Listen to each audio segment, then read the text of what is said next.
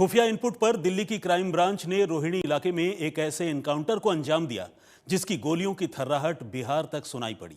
असल में इस एनकाउंटर में बिहार के कुख्यात सिग्मा गैंग के 4 खूंखार बदमाश ढेर हो गए, जिसमें इस गैंग का सरगना रंजन पाठक भी शामिल था। रंजन वो बदमाश था जो बिहार में एलानिया सुपारी लेकर कत्ल करता और कत्ल के बाद सोशल मीडिया पर पोस्ट लिखकर पुलिस को चुनौती देता था।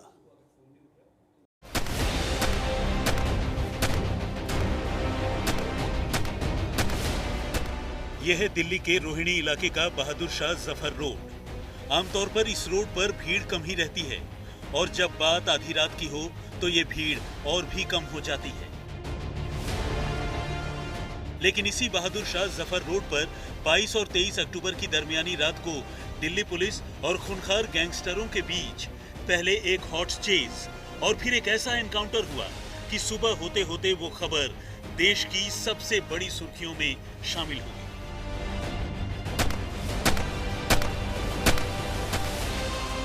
असल में इस एनकाउंटर में दिल्ली पुलिस ने एक एक कर 4 ऐसे खूंखार बदमाशों को मार गिराया जो बिहार पुलिस और वहां की कानून व्यवस्था के लिए सबसे बड़ी चुनौती बने थे।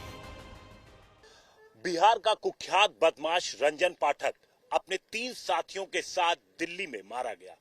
दिल्ली पुलिस की क्राइम ब्रांच और बिहार पुलिस की संयुक्त टीम ने इस एनकाउंटर में इन चारों बदमाशों को मार गिराया है। इस वक्त हम ठीक उसी जगह पर मौजूद हैं जहां पर रात तकरीबन 2:30 बजे के आसपास इस एनकाउंटर को अंजाम दिया गया।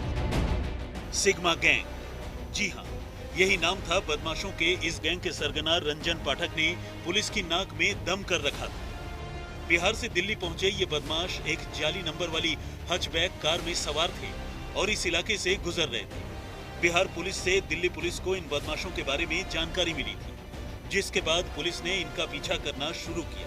पहले पुलिस ने उनके मोबाइल नंबरों को सर्विलांस पर लिया, उन्हें इंटरसेप्ट किया और फिर रात के अंधेरे में भाग रहे बदमाशों से खुद को कानून के हवाले कर देने की बात कही। लेकिन बदमाशों ने उल्टा पुलिस पर ही फायरिंग शुरू कर दी और इसकी कीमत बदमाशों को अपनी जान देकर चुकानी पड़ी। बीते रात में करीब 2 बजे के आसपास रोहिणी में बहादुर शाह जफर मार्ग पर बेगमपुर जो थाना का इलाका पड़ता है उसमें इनका मूवमेंट लोकेट किया गया था।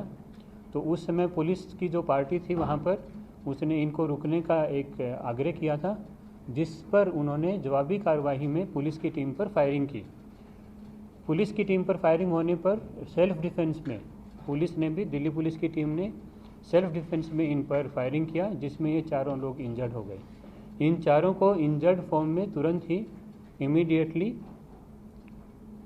हॉस्पिटल में शिफ्ट किया गया और हॉस्पिटल में जहां डॉक्टर ने इनको डेड डिक्लेयर कर दिया। बदमाशों में सिग्मा गैंग के सरगना रंजन पाठक के अलावा उसके 3 और गुर्गे बिमलेश महतो, मनीष पाठक और अमन ठाकुर शामिल थे। देखिए, रंजन पाठक सीतामढ़ी और आसपास के क्षेत्र में काफी सक्रिय था, अति सक्रिय था और ये अपना एक गैंग बना रखा था जिसको सिग्मा एंड कंपनी नाम रखा था और इसने हाल के दिनों में 5 बड़े ही चर्चित हत्याकांडों को अंजाम दिया इस वर्ष। और सीतामढ़ी पुलिस के लिए ये पूरा गैंग जो है सिरदर्द बना हुआ था और वहाँ एक हत्या के बाद जनता भी काफी उद्वेलित हो रही थी। जाहिर है इन बदमाशों का सफाया हो जाने पर बिहार पुलिस ने राहत की सांस ली है। हाल के दिनों में प्रशांत पाठक और उसके गैंग ने जिस तरह की ताबड़तोड़ वारदातों को अंजाम दिया था, उससे बिहार पुलिस के लिए चुनौती बढ़ गई थी। सिग्मा एंड कंपनी के नाम के इस गैंग की मोडस ऑपरेंडी सीधी सी थी। इस गैंग के बदमाश मूल रूप से बिहार के सीतामढ़ी के रहने वाले थे और सीतामढ़ी में इनकी पूरी क्राइम कुंडली है। बिहार पुलिस इस गैंग की तलाश लंबे समय से कर रही थी, लेकिन ये बदमाश इतने शातिर थे कि हर बार पुलिस को चकमा देकर बच निकलते थे। सीतामढ़ी में जब भी किसी बड़ी वारदात को अंजाम देना होता तो रंजन पाठक की सिग्मा एंड कंपनी नेपाल का रुख कर लेती और वहां से ऑपरेट करती। वारदात को अंजाम देने के बाद रंजन पाठक दिल्ली भाग आता और यहां पर छिप जाता। लेकिन बीती रात पुलिस को इस तमाम मूवमेंट की जानकारी मिल गई और पुलिस ने रोहिणी इलाके में घेरकर इन चारों बदमाशों को एनकाउंटर में मार गिराया। कभी नेपाल तो कभी दिल्ली तो कभी सीतामढ़ी। रंजन पाठक बेहद खूंखार अपराधी था। इसको कानून और पुलिस का कोई डर नहीं था।